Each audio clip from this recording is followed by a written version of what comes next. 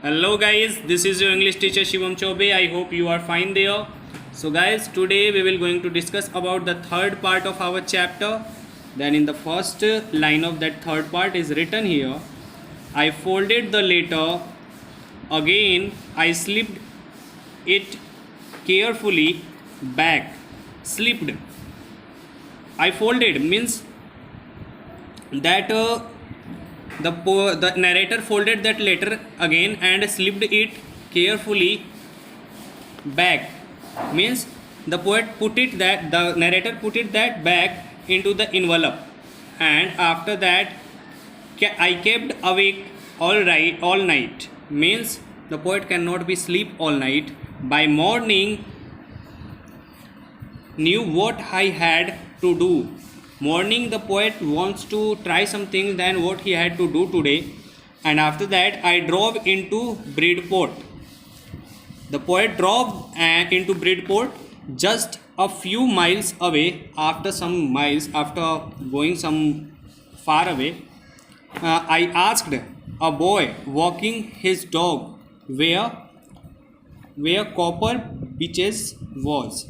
There is a boy who is walking with his dog, and the poet asked to him, house number 12 turned out to be nothing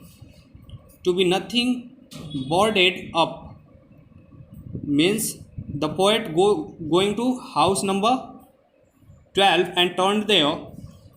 What the poet doing there? I knocked at house next door and asked if anyone knew whereabouts of a Mrs. Macpherson.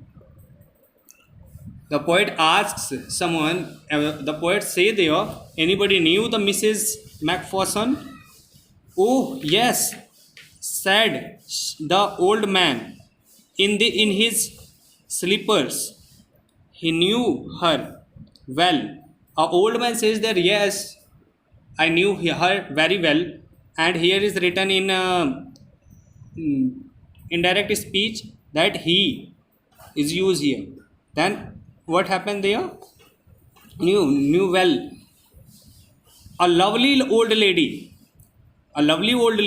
He told me a bit muddle headed, but her age she was entitled to be, wasn't she? Means her age is not mean that according to his body. Understand? After that, 101 years old. He cannot looks like that he is 101 years old. She had been in the house when I caught fire. No one really knew how the fire had started, but I could well have been candles. She used candles rather than electricity. Means there is fire happening in their homes, and after that anybody don't know how can it fire will be happened. So but that old man well know that fire is happening with candles, because that old lady used candles rather than electricities, because she always got her out just in time. She was in nursing home now. He told Burlington House on the Dorchester Road on the other side of town. Means he is in nursing home which is situated on other side of this town. After that, I found Burlington House nursing home easily enough. Means the narrator found that place easily, and after that what happened? There were paper chain up and hallways and lighted. Christmas tree stood in a corner with lopsided angel on top. The poet saw there a Christmas tree, and there is a loop-sided angel top of that tree. And I said I was a friend come to visit Mrs. Macpherson to bring her Christmas present. The narrator told, I am coming for giving Mrs. Macpherson's Christmas present. I could see through into the dining room where everyone was wearing a paper hat and singing. The matron had hat and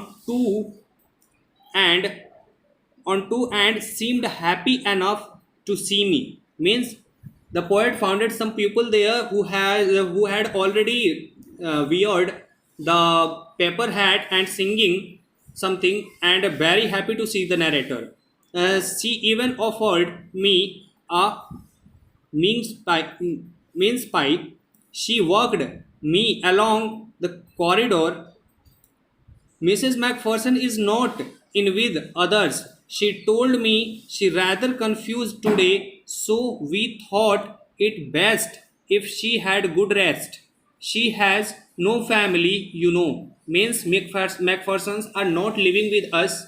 They says Mrs. Macpherson not living with us, and also this is very happy to see you that Miss Macpherson has no family. You can coming for her, it is happy to us. So after that, no one visits. So I am sure she will be only too pleased to see you. Means no one coming for her. So you are coming. If you are coming here, she is very pleased to see you. After that, she took me into conservatory with wicker chairs. Wicker chairs means on that wheelchair, and potted plants around the left me. The old lady was sitting on wheelchair, her hands folded in her lap. She had silver white hair pinned, pinned into a wispy bun. Means her hair is pinned into wispy bun, and also his hair's color is uh, very means like that, like silver. And after that, she was gazing out the garden. Hello, I said. The poet said hello. She turned and looked up at me vacantly. Happy Christmas, Connie. Means she told her, the narrator told her, Happy Christmas, Connie. I went on, I found this. I think it's yours. As I was speaking, her eyes never left my face. Means when the poet speak continuously, the old lady's eyes not left the poet's face. I opened this tin box and gave it to her. That was the moment her eyes lit up with recognition, and her face became suffused with a sudden glow of happiness. I explained about the desk, about how I had found it, but I don't think she was listening for a while. Means he is becomes happy. She feels pleasure, and that already looked in her eyes, and his face is looking suffused. When before that she is confused, but now his face is looking suffused, and she feel happy according to the narrator. After that, what happened? She said nothing but stroked the letter tenderly with her fingertips. Suddenly, she reached out, took my hands. Her eyes were filled with tears. Suddenly, that old lady took the poet's hands, and her eyes are filled with tears. You told me you would come home by Christmas, dearest.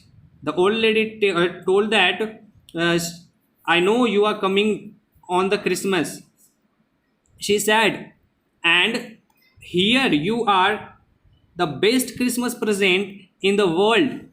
Come closer, Zim, dear, sit down. Means the poet thinks that poet is Zim, and she told that come Zim and sit down here. I sat down beside her, and she kissed my cheek and read your letter often, Jim. Means that lady becomes blind. She cannot read the letter. So that lady told, please read this letter. I wanted to hear your voice in my head. It always made me feel you were with me. Means I want to hear your voice and it will be memorable for me. And now you are back. You can read it to me yourself. Would you do that for me, Zim dear? I just want to hear your voice again. Means that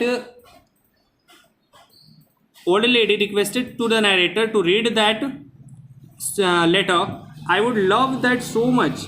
And then perhaps we will have some tea. I have made you a nice Christmas cake, marzipan all around. The lady says, I will make everything for you on this Christmas.